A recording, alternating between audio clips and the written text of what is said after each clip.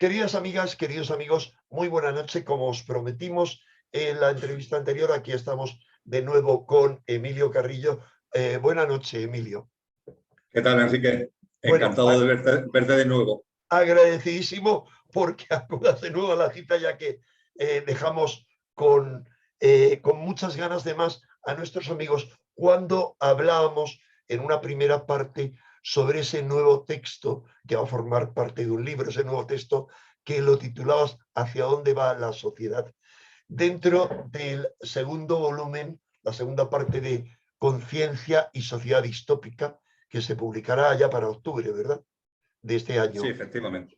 Esa es nuestra intención. Dentro del proyecto ya publicamos un primer libro en mayo del año 2020 y, bueno, han acontecido muchas cosas, ¿verdad?, desde entonces y merece la pena ampliar la reflexión y complementarla con ese segundo libro, al que mi parte, efectivamente, es ese texto al que tú haces referencia.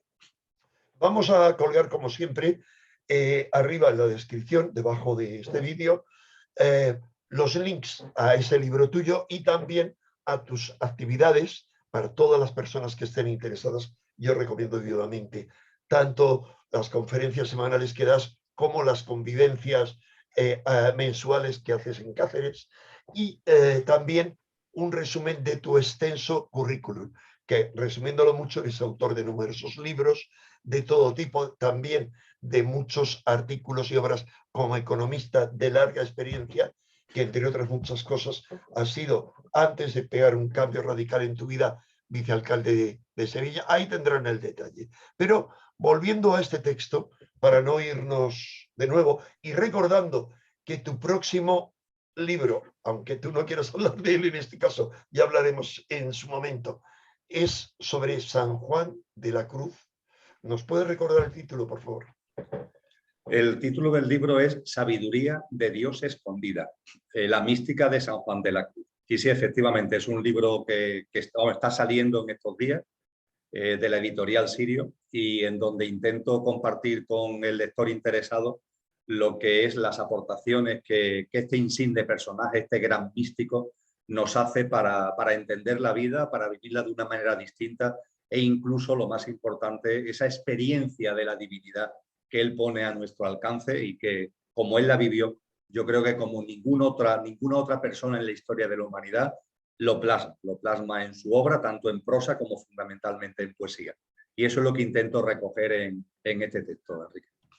Completamente de acuerdo y espero con verdadero deseo ese libro, porque para mí Juan de la Cruz es una referencia tremenda, tremenda, a la que he citado en más de una conferencia que se puede encontrar en internet. Bien, resumiendo mucho aquello que nos has contado en tu vídeo anterior, del cual también voy a dar el link e intentaré al final de este que la gente se vaya al vídeo anterior. Lo que nos contamos en resumen es que la sociedad distópica, lo contrario a utópica, similar a la explicada en libros como 1984 o Un Mundo Feliz, hoy ya es una realidad y que es el resultado del sistema en el que vivimos, que está forjado por una pequeña élite egoica y egocéntrica. Y también nos decías que existe un gobierno mundial en la sombra, un gobierno mundial que no persigue el bien común, sino todo lo contrario, que su meta final es influir en las almas. Y de eso me gustaría que nos hablaras, Emilio, en esta segunda parte, ya que nos has cedido un ratito de tu tiempo, no podemos hacerlo muy extenso. Lo advierto porque hay gente que me dice, oye, corta al invitado, déjale hablar más. Hemos acordado en que tenías hoy un huequecito, pero es un huequecito de 40 minutos y no más. Cuéntanos, por favor, Emilio, ¿por qué es esa su meta fundamental? ¿De qué forma actúa? ¿Cómo actúa esa élite, ese gobierno mundial? ¿Por qué medimos? Compartíamos en esa entrevista a la que tú te refieres. Yo volví al ejemplo de la película Matrix, en el que Morfeo, el líder de la disidencia, a Neo, el protagonista, le pone por delante dos píldoras, la azul y la roja. La píldora azul lo volvería a la inconsciencia, a meterse ahí en la matriz, enredado, en una comodidad, entretenimiento, distracción, pero que también es la alineación más absoluta y el control más completo. Y la píldora roja es la que permite ver la realidad de las cosas, con lo incómodo que eso puede resultar porque se caen los sistemas de referencia, pero te permite, viendo la realidad de las cosas, crecer como persona y enderezar tu vida de una manera consciente. Bien, en ese contexto, en la entrevista anterior, pusimos de manifiesto algunos de los elementos que conlleva la píldora roja y que compartíamos que yo entiendo que a la gente le puede costar trabajo el integrar, porque rompe con todo lo que nos han venido enseñando. El hacer referencia a que estamos ante un sistema socioeconómico y un entramado institucional en manos de una reducidísima élite. Hablábamos de las grandes corporaciones transnacionales, del 1% que acumula la riqueza y el patrimonio de la humanidad, y todo ello nos llevaba al entendimiento de que hay un gobierno en la sombra.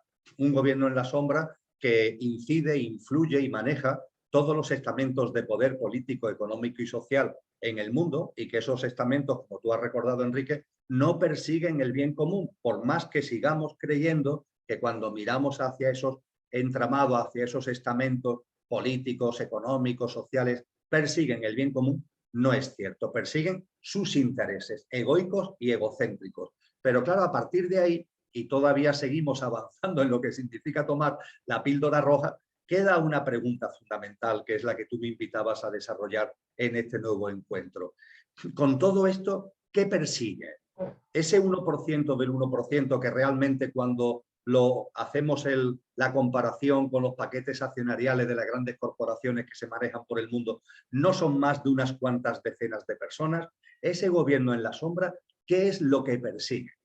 A partir de ahí, la gente puede pensar que persigue dinero, pero eso no es cierto, porque ya tienen mucho más dinero del que jamás podrán gastar.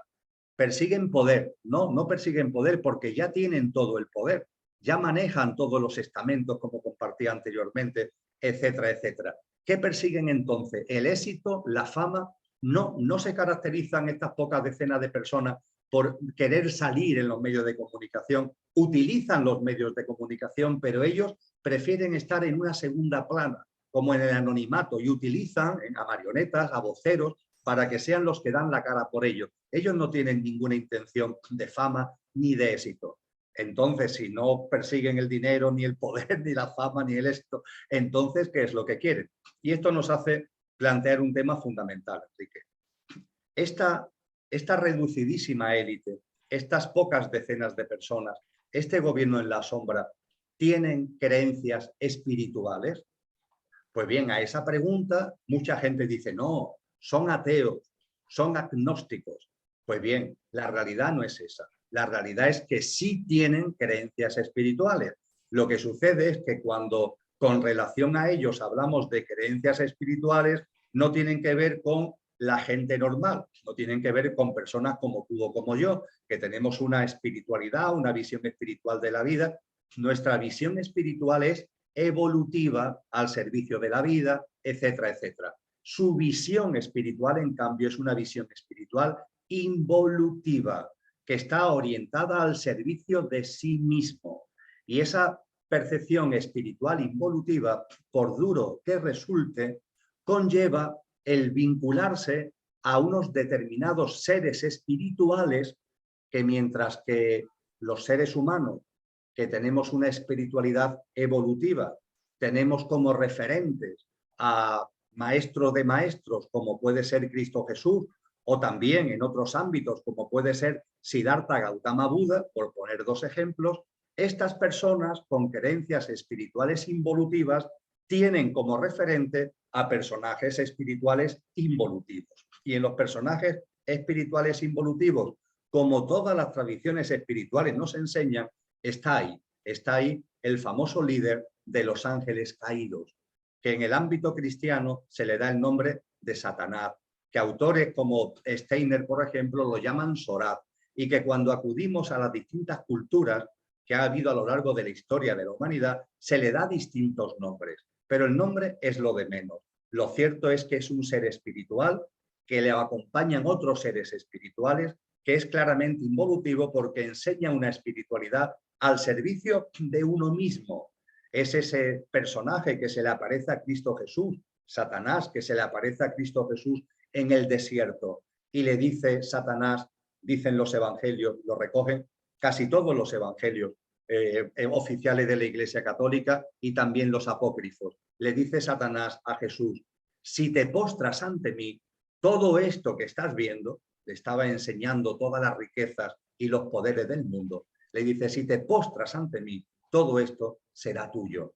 Jesús no se postra ante él, Jesús no quiere seguirle el juego, pero a lo largo de la historia y en el presente hay personas que se han postrado ante él, esas personas reciben de él las prebendas que le ofrece a Jesús, es decir, poder, riqueza, etcétera, etcétera, son los que manejan, entre comillas, este mundo. Por eso Jesús literalmente dice en los evangelios que Satanás es el gobernante de este mundo, el gobernante de este El mundo, príncipe de y este para mundo. ese gobierno utiliza a esas marionetas, a esos personajes que se han postrado ante él, persiguiendo riqueza, persiguiendo poder, persiguiendo en definitiva lo que ya tienen, pero que no lo hacen ya por ese poder y ese dinero. Esa no es la meta profunda. La meta profunda es que están al servicio de ese ser espiritual de características evolutivas, involutivas, como acabo de compartir. No puedo estar más de acuerdo. Ahora, eso me recuerda que los gnósticos, perseguidos como herejes y contrarios a todo principio, y contrarios desde luego a Yahvé, por la iglesia establecida, no solo la establecida en Roma, sino lo que era antes su hermana en Constantinopla, y que fue luego la iglesia oriental, perseguidos, aniquilados, hablaban, por el contrario, denunciaban a Yahvé como un falso, un aciago demiurgo, como un creador de este mundo, pero que no era Dios y no quería la libertad de los seres humanos, sino la esclavitud. ¿Por qué te comento esto? No solo por hablar de los evangelios gnósticos, sino porque, aunque la respuesta a la pregunta que yo te voy a hacer para mí la has dado antes, hay mucha gente en Internet que se pregunta y tienen su parte de razón.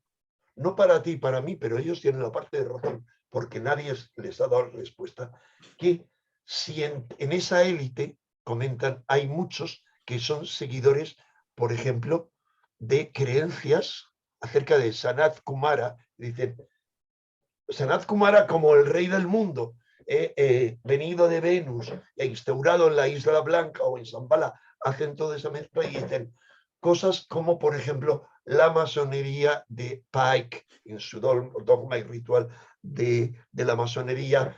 Pike era un general sudista y gran maestre del Consejo Supremo del grado 33, hago el recordatorio, o como Alice Bailey, en sus comunicaciones con el tibetano, que tenía un editorial al principio que se llama Lucifer Trust, luego se convirtió en Lucifer Trust, o dicen que Blavatsky, a la que tú y yo admiramos, al principio hablaba de Lucifer y tenía toda una historia por ahí, y dicen, hay élites que son seguidores de todas esas creencias.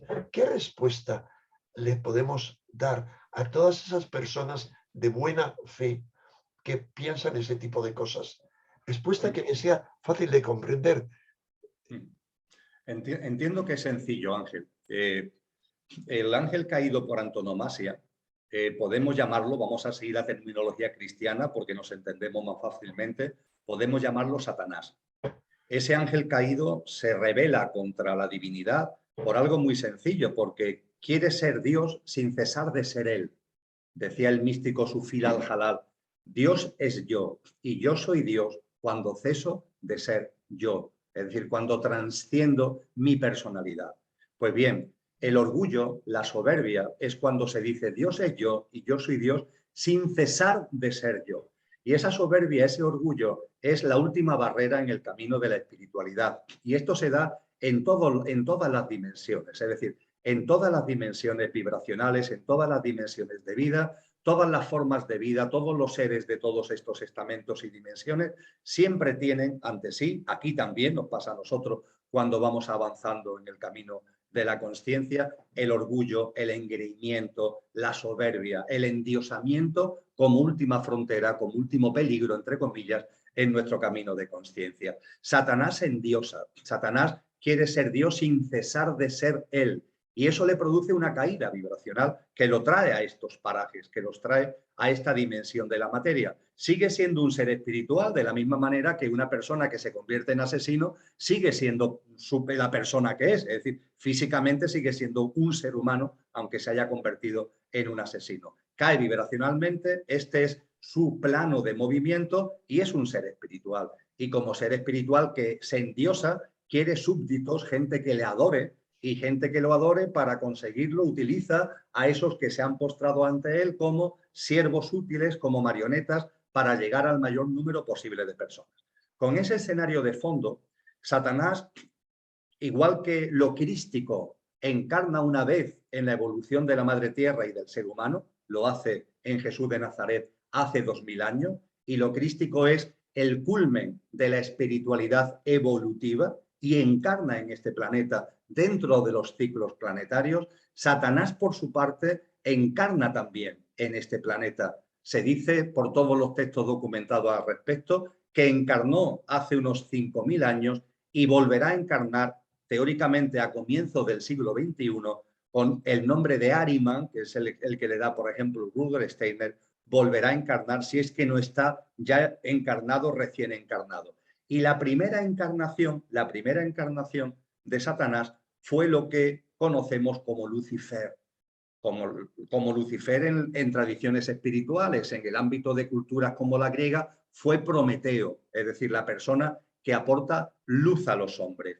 Y no me extraña que haya habido personajes que tú y yo admiramos, que a lo largo de la humanidad hayan visto ese aportar luz a los hombres como un logro y hayan visto, por tanto, lo luciferino y a Lucifer como algo, vamos a llamarlo coloquialmente, positivo. Lo que ocurre, Enrique, es que cuando se escarba, Satanás encarna como Lucifer y aporta la luz a los hombres por una razón muy sencilla. Le aporta una luz que la humanidad todavía no está en condiciones de asumir y de integrar, para que cuando la humanidad en su proceso evolutivo sí esté en condiciones, haya habido ahí una perversión, haya habido ahí una tergiversación, haya habido ahí una manipulación que hace que esa luz no resplandezca como debe resplandecer.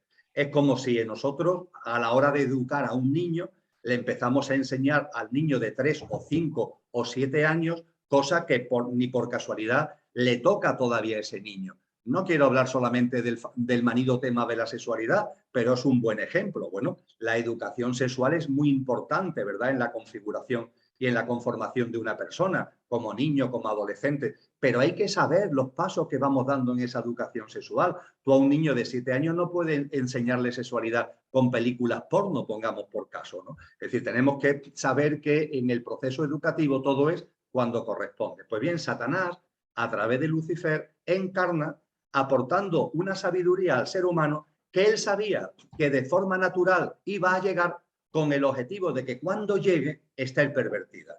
Y efectivamente, cuando allá por lo que los grandes libros de filosofía llaman la era axial, se produce la encarnación de grandes almas que sí aportan de verdad la luz a los hombres, cuando evolutivamente corresponde, es el caso de Siddhartha Gautama Buda, de Lao Tse, de Confucio, todos los que están detrás de las grandes tradiciones espirituales orientales, budismo, hinduismo, janismo, la escuela china de las 100 flores, los profetas hebreos en el Mediterráneo, las escuelas de misterios de Egipto, las escuelas de misterios de Grecia, Zoroastro, los grandes filósofos griegos, Parménides, Pitágoras, Platón, Aristóteles, cuando todo eso, ¡plaf!, sí aportan al ser humano esa sabiduría, un salto evolutivo que hace que dejemos atrás lo mitológico y lo simbólico para empezar ya a utilizar nuestra mente abstracta para vislumbrar las grandes verdades. Cuando todo eso se produce, ya antes se nos había dado una información que había anclado en la humanidad y que hace que esa información tan veraz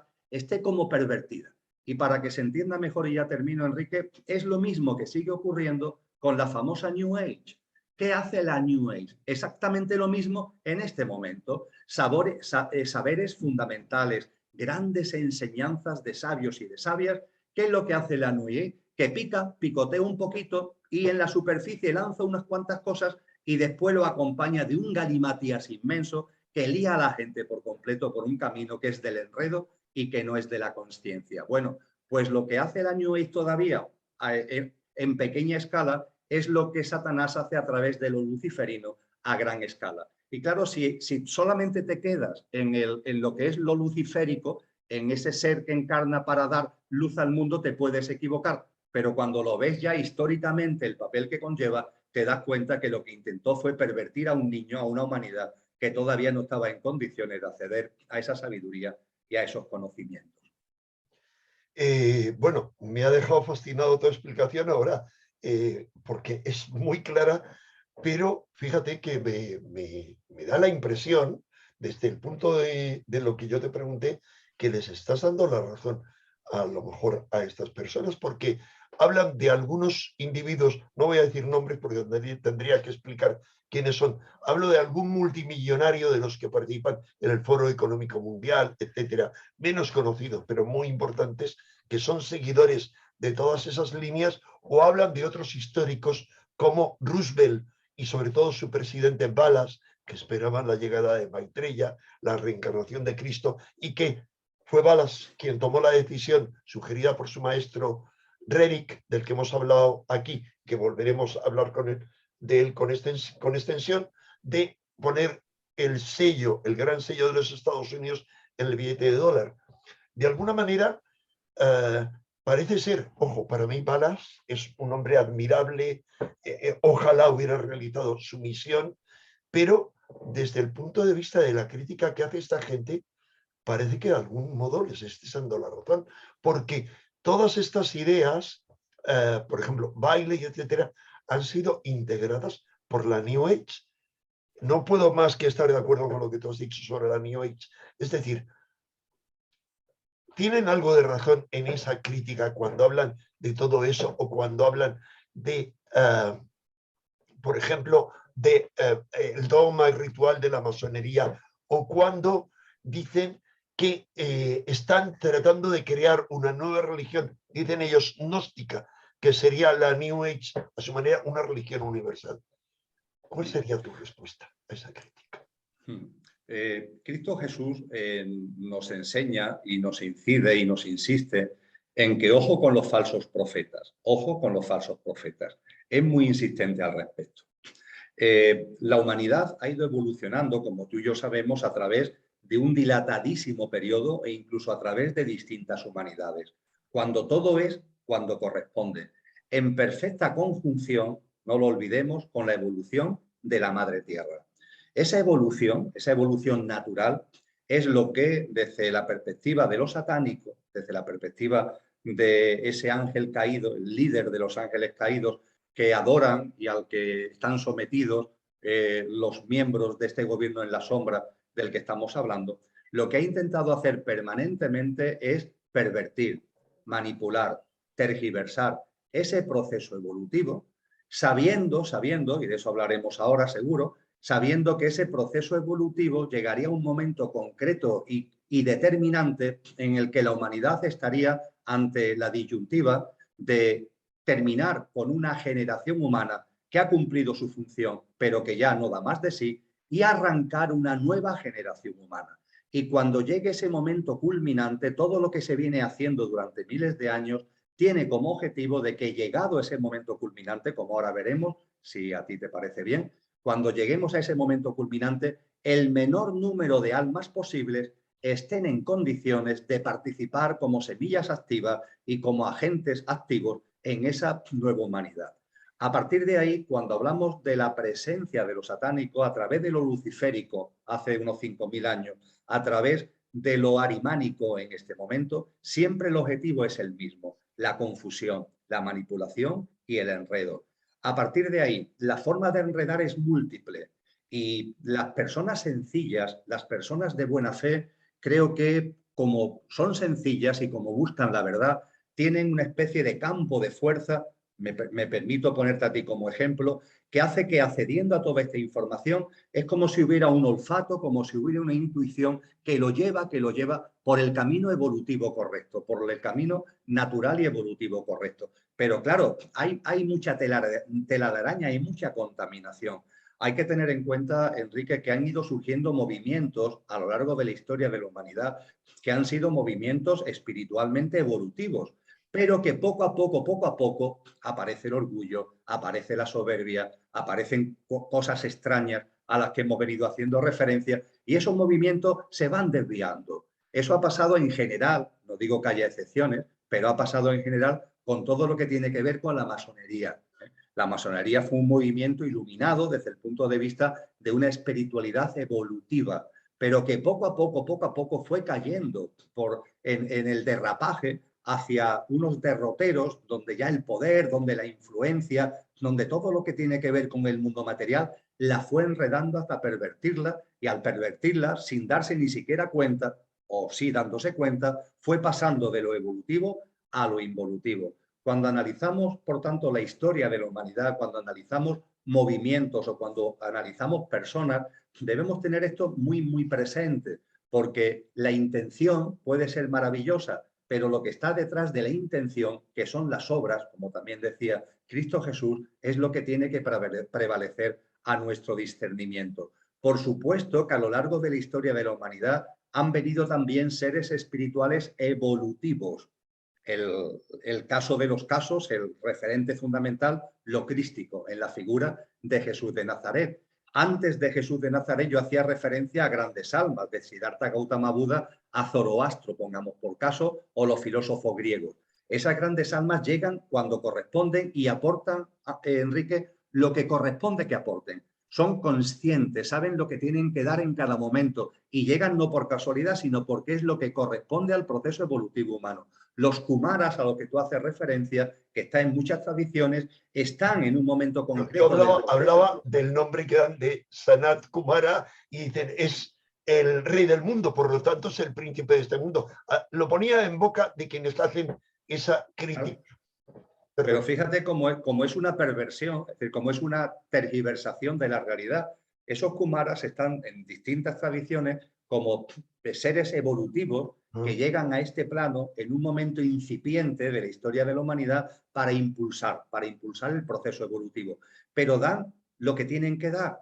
Es decir, no nos dan una información. Antes ponía el ejemplo del niño porque creo que es muy claro al respecto. No nos dan una información que nos atoren. Y lo más grave, que cuando llegue el momento en el que esa información corresponde, cuando la tengamos infectada, contaminada por haberse dado prematuramente por otros que lo que querían es confundirnos. Y cuando analizamos a esos grupos que estamos denominando gobierno en la sombra, a esa élite, de esa élite en sentido estricto, lo que sabemos es esa vocación hacia seres espirituales involutivos que además, Enrique, se manifiesta no solamente en el núcleo duro de la élite, sino en los más cercanos al núcleo duro de la élite. Y yo creo que aquí le tenemos que agradecer mucho en este punto a esa plataforma tan denostada que fue Wikileaks, que en su momento, como muchos sabemos, lanzó a la humanidad el conocimiento ya no solamente de documentos,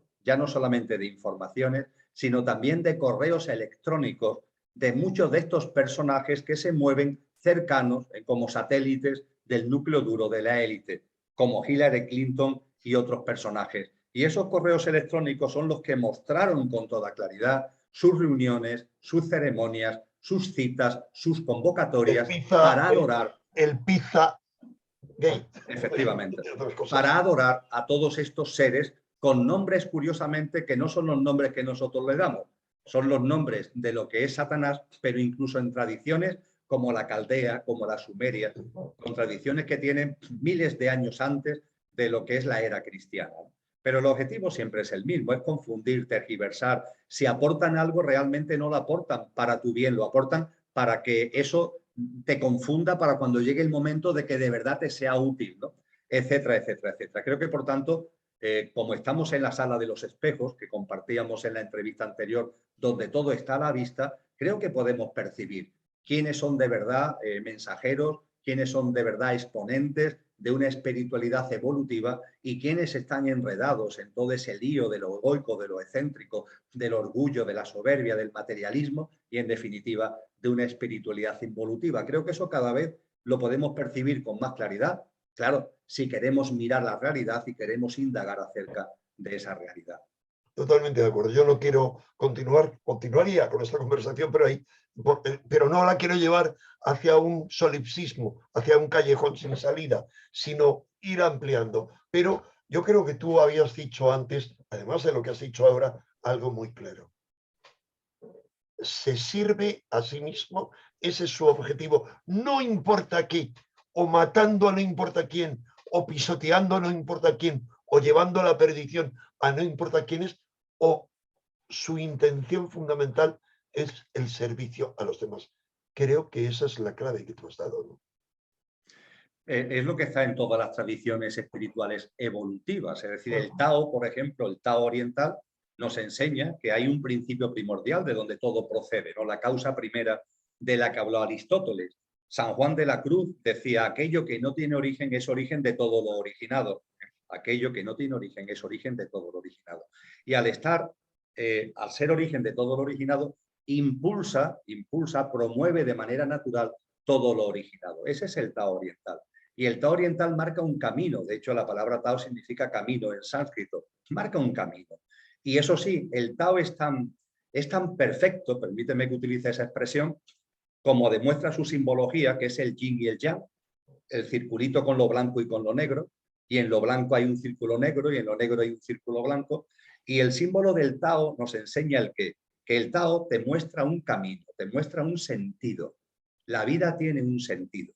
Y el sentido de la vida es el servicio a la vida, es el corazón noble, el corazón que no se retrae, que no se restringe hacia adentro, sino que es noble, que se pone al servicio de los demás, que se pone al servicio de la vida en su conjunto, etcétera, etcétera. Ese es el sentido natural, ese es el sentido sensato del Tao, es el ordo amoris del que hablaba Agustín de Hipona. Pero claro, el Tao es tan maravilloso que también puedes ir a contramano. El Tao permite que haya contramano, no establece una dirección obligatoria. Hay un sentido, pero tú puedes ir a contramano del sentido.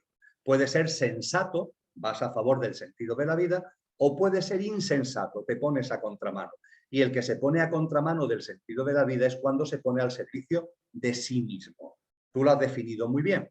Tiene que ver con lo que la psicología actual llama la cosificación de las personas. Cuando todo está a tu servicio, incluso las personas. Pero esto en plan tremendo, es decir, ya hablamos de una cosificación de todo en su conjunto, de la naturaleza, de toda la vida y por supuesto también de los seres humanos, ¿no? Esa cosificación tremenda. Eso es ponerse a contramano del sentido de la vida, eso es vivir de forma insensata, eso es ser un ser espiritual o humano involutivo. Esto es lo que significa. Y el Tao lo permite, porque el Tao sabe que finalmente todo, le guste o no le guste a unos y a otros, todo tiene que ver finalmente, todo contribuye al sentido de la vida. Pero claro, eso no justifica para nada a los que se colocan involutivamente porque generan mucho dolor, porque generan mucho sufrimiento, porque generan mucho daño, tal como se está poniendo de manifiesto en la humanidad actual y en el planeta Tierra, con todo el daño tremendo que están teniendo todos los reinos de la naturaleza. Es clarísimo. No solamente es el biocidio, sino lo que tú has dicho, la cosificación. Y no quiero desviar la conversación porque te quiero preguntar sobre el modus operandi de esa élite, de ese gobierno en la sombra, pero antes quería hacer una alusión a algo que me parece importante. Has hablado antes de qué persigue la élite: poder, dinero, fama, desde luego no, sexo. ¿Por qué? Porque has dicho cosificación. Cada vez nos llevan más a la cosificación, pero terrible, terrible. Es curioso que estén saltando ahora, habías hablado antes de esos documentos de Wikileaks, donde se aludía a la pederastia, no a la pedofilia, sino porque la pedofilia es defendida, incluso como una opción aceptable, pero la pederastia es ejercida por esas élites claramente, y curioso, lo habrá sido durante toda su existencia por parte de la Iglesia Católica Romana, donde como está prohibido el sexo, no se pueden casar y el sexto mandamiento es pecado. Parece que lo que no es pervertir la idea de dejad que los niños se acerquen a mí. Estamos viendo ahora y dicen, no, es una minoría los casos en la Iglesia, la mayoría se dan en la familia. Terrible que se den en la familia, pero por Dios, en la Iglesia, después de lo que se ha visto con Jesús, se da esa cosificación ahí también, y me parece Por supuesto, que tiene un por supuesto que sí. significado espiritual profundo, ¿no? Esa perversión de la sexualidad, que ha sido un motor espiritual para muchas tradiciones. Sin duda ninguna, Enrique, es la contaminación de todo lo que en el ser humano es creativo, de todo lo que en el ser humano es evolutivo, contaminar todo, ¿no? Compartíamos en la charla anterior las tecnologías. La revolución científica y tecnológica es un logro de la evolución humana, pero sin embargo se pervierte, se contamina, se pone al servicio de unos pocos, se utiliza para el control, el dominio, etcétera, etcétera, el monitoreo de las personas. Y lo que se quiere finalmente en estos momentos que estamos viviendo, que es que nos enfriemos por completo, que nos convirtamos, se utilizan términos como transhumanos, no sé qué y no sé cuánto. Vamos a llamar las cosas por su nombre. Quieren que nos convirtamos en infrahumanos, Enrique, no en transhumanos, sino en infrahumanos, porque infrahumano es la persona que se decapita ella misma en el sentido que reniega, desconoce, ignora, destierra y expulsa lo imperecedero que hay en la persona, lo imperecedero que hay en nosotros, lo que no va a terminar sus días enterrado en el cementerio o incinerado en un crematorio. Y lo que se pretende, matando a Dios, lo que se pretende es que se destierre de la vida de cada uno y de la sociedad cualquier idea de trascendencia. El Dios ha muerto no significa que cojamos a Dios y lo estrangulemos, no, significa desterrar, expulsar lo espiritual, lo trascendente, lo que va más allá de la superficie de la materia, de la vida humana, de cada persona en particular y de la humanidad en general. ¿Y eso con qué objetivo? Pues antes compartíamos, Enrique, que desde luego los seres espirituales involutivos lo saben, porque son seres espirituales, aunque sean involutivos, que la evolución de la humanidad va a llevar un momento determinado, como nos enseñó Cristo Jesús, que esta generación humana va a terminar.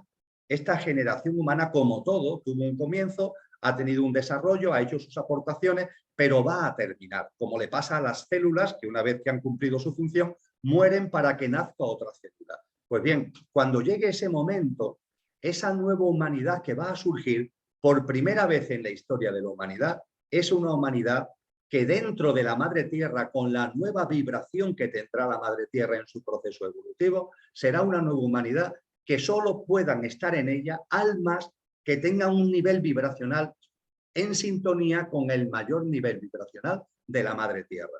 Es decir, las almas, el alma que está encarnada en ti, el alma que está encarnada en mí, las almas que están encarnadas en cada uno de los 8.000 millones de seres humanos, en su camino evolutivo tenemos una cita, y la cita es cuando termine esta generación humana, hablamos de ello en el vídeo anterior, ¿verdad? Y arranque la nueva generación humana. Cuando llegue ese momento, se produce lo que el cristianismo llama el corte o cortamiento, que es muy fácil de entender. Las almas cuyo nivel vibracional estén en sintonía con la vibración más alta de la Tierra participarán de esa nueva humanidad en una Tierra restaurada. Las almas que, por haberse aferrado a lo material, al egoísmo, al egocentrismo, no tengan ese nivel vibracional, pues seguirán su derrotero evolutivo, vete a saber por dónde, pero no en la Madre Tierra y no en esa nueva humanidad.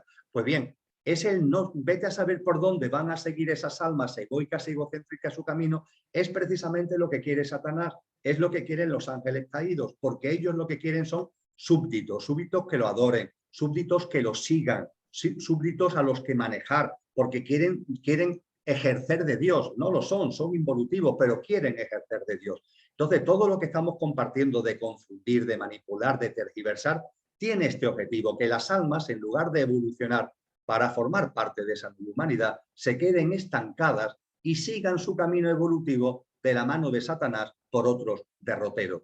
Y de ahí un tema muy importante, y con esto termino esta pregunta, Enrique. Las almas, para que sigan un camino o en otro, tienen que hacerlo en libre albedrío. Es decir, para que las cosas tengan repercusiones álmicas, tienen que hacerse en libre albedrío. Y eso me lleva a poner el acento en una circunstancia muy, muy concreta, muy curiosa, y que creo que es muy visible en el momento actual. Este gobierno en la sombra, al servicio de seres espirituales involutivos, confunde, contamina, manipula, utiliza ensayos de ingeniería social para confundirnos y manipularnos. Pero ojo, a su vez, todo tiene que estar a la vista. porque si no, no habría repercusiones álmicas. Si nos pusieran una pistola en la cabeza para que hiciéramos no sé qué, eso no tiene repercusiones álmicas. Está claro. Y ellos sí quieren que tengan repercusiones álmicas. ¿Y la forma cuál es? La confusión. Podríamos resumirlo en la confusión. Con lo que tú y yo, que tenemos una edad, muchas personas que te siguen quizás no la recuerden, había una gran funambulista que en los circos de España hace muchos años era muy famosa, de esas que andan por una cuerda. Pinito del Oro, efectivamente, Pinito del Oro, Enrique, que anda con el palo para no caerse. Bueno, pues la élite es así como funciona, porque por una parte confunde, tergiversa, manipula para atraerte a su terreno, pero con la otra mano tiene que enseñarte todo, porque si no, no habría consecuencias álmicas. Y esa es la realidad, que todo está a la vista. Aquí nadie va a poder alegar que no pudo ver. Sí, sí pudiste ver. Cosa distinta es que no quisieras ver. De eso se trata precisamente, y todo ello tiene como objetivo, repito, que cuando esta generación humana culmine su proceso y nazca una nueva humanidad en una nueva tierra, que eso en los ciclos de la evolución de la vida y de la consciencia, todas las tradiciones espirituales lo han anunciado y por lógica lo enseñan las células, lo enseñan las galaxias, la vida entera nos está diciendo que esto es así. Cuando llegue ese momento, el menor número de almas posible, ese es su objetivo, formen parte de la nueva humanidad y el mayor número de almas posibles sigan dependientes, sigan sometidos a esos seres espirituales involutivos. Esto no tiene una finalidad para ellos, económica, política, utilizan ese mundo de la economía, de la política, de la sociedad, pero ellos tienen una finalidad claramente espiritual, aunque esa espiritualidad es patentemente, enormemente involutiva. Totalmente de acuerdo. En este texto tuyo hablas extensamente de que tienen dos objetivos centrales estas élites, este gobierno de la sombra, y 10 grandes ejes de actuación. Uno de ellos es ese, y he de recordar, Emilio, que todas las tradiciones nos han hablado ya no de el extravío de las almas. Muchas tradiciones, por ejemplo, en la psicostasia, el juicio al final de la vida egipcio, que está reconstruido ya en el ciclo cristiano, con San Miguel pesando las armas, y aquella alma, no dicen los egipcios alma, sino corazón, que no pesa equilibradamente con la pluma de Maat, está esperando un monstruo, una mezcla, un dragón, para comérsela. O nos habla el Evangelio de el fuego eterno. Ese fuego eterno no era tal, sino la gehenna era lo que había a las afueras de Jerusalén y de otras ciudades, el fuego donde se quemaba la basura, como que esas almas pasan a ser basura y a ser consumidas. En fin, hago ese apunte no queriendo extraviarte en cuanto a la significación que pueda tener, pero tú me dirás, por favor, porque tienes otro compromiso y tú sabes cuándo tienes que cortar, te pido que por favor cortes tú y no yo, porque hay gente que dice, siempre corta, además de interrumpir, corta al invitado. Nos hablabas de que el modus operandi para extraviar a las almas, cara a ese corte, a esa división entre el grano y la paja, eran múltiples.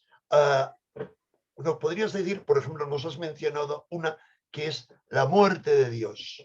El destierro, por cierto, yo recuerdo algo, cuéntanos a ese respecto, luego yo contaré una anécdota a raíz de la pandemia.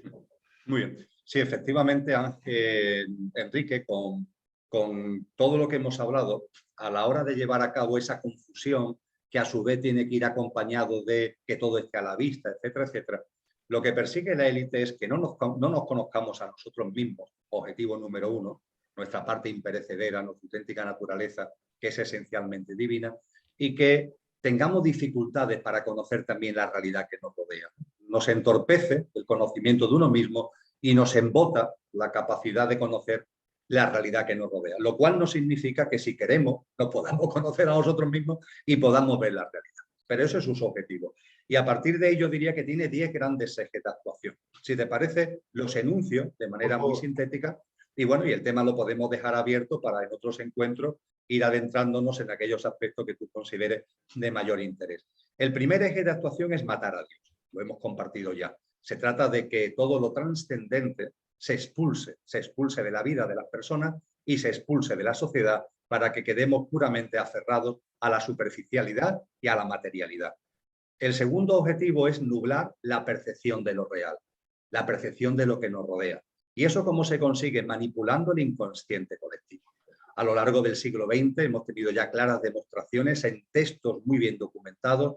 Yo aconsejo vivamente el texto de La psicología de las masas, no de Freud, sino uno muy anterior a Freud, que es Gustave Le Bon, 1895, donde de una forma ejemplar, porque él no está con los involutivos, está con lo evolutivo, nos dice cómo se manipula el inconsciente colectivo, el inconsciente de la humanidad. Y a lo largo del siglo XX aparecen obras como la de Edward Bernay, Propaganda, que es ella, todo eso puesto al servicio de la élite hasta llegar finalmente a Noemi Klein en el año 2007 con la doctrina del shock, que nos enseña cómo cuando se producen shocks sociales que remueven la psicología colectiva, todo eso se utiliza para aprovecharlo, para imponer medidas, para imponer normas que tienen siempre el mismo formato. El pirómano que provoca el incendio, a continuación se viste de bombero y se ofrece como salvador para apagar el incendio que él mismo ha provocado, a cambio de establecer una serie de medidas y de normas que son las que le interesa y que la gente nunca hubiera aceptado, pero que acepta ante el incendio que tiene delante. Esto tiene que ver con el tercer eje de actuación, ¿Me que es lo que yo permites llamo... una interrupción mínima? Sí, Es claro. claro esto, como lo anterior, de uno debe saber si quiere ver o no lo que ocurre. Es claro el ejemplo de la doctrina del shock. Yo lo he puesto varias veces en público en la televisión, hasta que me ha sido posible, siendo muy consciente de que me iba a costar que no me permitieran seguir hablando, pero está muy claro en lo que ha ocurrido en estos últimos años. Y si uno se deja hacer en nombre del miedo, del supuesto bien común, o de vete a saber qué, y si uno no se deja hacer, es que es un ser maldito, es que es un ser que no piensa en los demás, etc. Perdone, hago esa mínima anotación que espero que los censores que están al acecho y los sicarios gratuitos que actúan para esas fuerzas no denuncien este vídeo. Perdón, prosigue. Que te... No, te lo agradezco, Enrique, porque habiendo hablado de matar a Dios y de nublar la percepción de lo real, manipulando el inconsciente colectivo, el tercer eje de actuación ya lo has adelantado tú. Es lo que yo llamo el trípode del peligro existencial, porque quieren que vivamos en una sensación constante de peligro, es decir, miedo, inseguridad e indolencia. Miedo, inseguridad e indolencia. Ahí nos quieren. Ahí nos quieren porque con ese miedo, con esa inseguridad, somos muy vulnerables y somos sumamente manipulables. Por ejemplo, el confundir seguridad y libertad, provocar una falacia, que es una tensión entre seguridad y libertad, como tú acabas de señalar. Es absurdo. Si no hay libertad, no hay seguridad, hay despotismo, hay autoritarismo. Pero, sin embargo, ¿cuántas personas están creyendo actualmente que tienen que renunciar a parte de su libertad por mor de la seguridad? Ahí tenemos al pirómano convertido de bombero y diciendo, para apagar el incendio que yo he provocado, pero tú no sabes que yo lo he provocado, tienes que renunciar a parcelas de libertad en pro de la seguridad. El cuarto eje de actuación se va basando en los anteriores. Esto es como son piezas que se intercomunican, son vasos comunicantes. Es el establecimiento de un Estado tecnocrático, autoritario a escala mundial, con el respeto al libre albedrío en cuanto que todo estará a la vista, pero vamos hacia un sistema global que se parece mucho a lo que ya empieza a haber en China. Es decir, que no se trata tampoco de inventar nada, que es un estado de índole policial digital. Esto va acompañado, quinto eje de actuación, Enrique, con la conversión de la economía en el campo básico de acción del sistema de dominio y de control virtual. La economía, fíjate, la economía se va a caracterizar, se caracteriza ya y siempre va a ser así, por la inestabilidad, por el riesgo, por la inseguridad, por lo que antes comentábamos. Pero es que además vamos a asistir a la desaparición del dinero en efectivo. Y la desaparición del dinero en efectivo lo que va a provocar es que obligatoriamente todo, para cualquier tipo de transacción, para pagar un taxi o tomar un café o comprar una barra de pan, tendremos que hacerlo virtualmente. Y tú fíjate que ya en estos años se ha aprovechado todo esto, y es uno de los grandes objetivos de lo que estamos viviendo, para que la gente empiece a acostumbrarse la necesidad de llevar un pase. Tengo que llevar un pase conmigo para poder acceder a determinados servicios, para poder acceder a espectáculos, para poder viajar. Tengo que llevar un pase conmigo. Pero claro, ese pase es, y sería un poquito prolongado de explicar, pero creo que las personas que te siguen a ti son inteligentes. Ese pase es el mecanismo de ir metiendo en el inconsciente colectivo cuando llegue este momento, cuando no haya dinero físico y tengamos que llevar no ya una tarjeta de crédito, No, será algo distinto, implantado. que Como, efectivamente, como dice el posiblemente, Apocalipsis, nadie podrá comprar ni vender y probablemente no recibir su pensión ni su salario si no tiene la marca de la bestia en su frente o en su mano. sí. Y además, Y si no quienes la nos tienes, resistamos a eso, los locos para ellos, que nos resistamos a ellos, los parias, no tendremos derecho a vivir. que además, Enrique, aunque recibas tu nómina, aunque recibas tu pensión, como si no tienes la marca no podrás usarla, con lo cual no te servirá absolutamente de nada. Entonces, la conversión del dinero en dinero virtual, en España recuerdo que ya nada más que se pueden hacer pagos en efectivo de más de 1.000 euros a partir de la ley 11 de julio del año 2021. Es decir, se está restringiendo. Antes eran 2.500 euros, ahora son 1.000, dentro de poco serán 500 y dentro de un par de años, yo calculo que no más de 2 o 3 años, el dinero en efectivo habrá desaparecido. Tú tendrás que utilizar algo donde habrá otras cosas, como el pase que ahora se ha puesto de moda, habrá otras cosas, pero que tú tendrás que utilizar ineludiblemente porque será la forma de pago, la única forma de comprar y de vender. Y se nos ofrecerá la comodidad de que sea subcutáneo, pudiéndolo llevar en la mano derecha o en la frente para que sea leído por estas cámaras maravillosas que se están instalando cada vez por más sitios y de una enorme comodidad. No hace falta un aparato para pasar tarjeta, ¿no? Simplemente la cámara te enfoca y estas cámaras que tienen la capacidad de leer hasta una peca que tengamos en la cara, será capaz de ver este chip para ver tu crédito y hacer los movimientos en tu crédito digital que corresponda. Y se habrá cumplido uno de los anuncios, efectivamente, de la tradición cristiana, el establecimiento de la marca de la bestia, que todos los tendrán, dice el Apocalipsis, y que será imprescindible para comprar y para vender. Fíjate cómo la economía, aparte de la inestabilidad, el riesgo, etcétera, también se convierte en el campo de acción del control, del monitoreo, del seguimiento de la gente, de cualquier cosa que haga a lo largo del día que necesiten mover un céntimo de euro, estarás perfectamente controlado y estarás perfectamente diagnosticado. Y a Y eso, partir de ahí, Enrique, sí, no, perdón, siendo que muy eso no lo rápido. dice un alucinado, perdón, porque ya sé que es la hora para el otro compromiso que tienes, eso lo dice un gran economista como tú. Porque yo he dicho, por ejemplo, lo mismo que tú, que antes de llegar al fin de esta década, en un programa de televisión donde estaba con expertos en el tema, el dinero efectivo se habría acabado.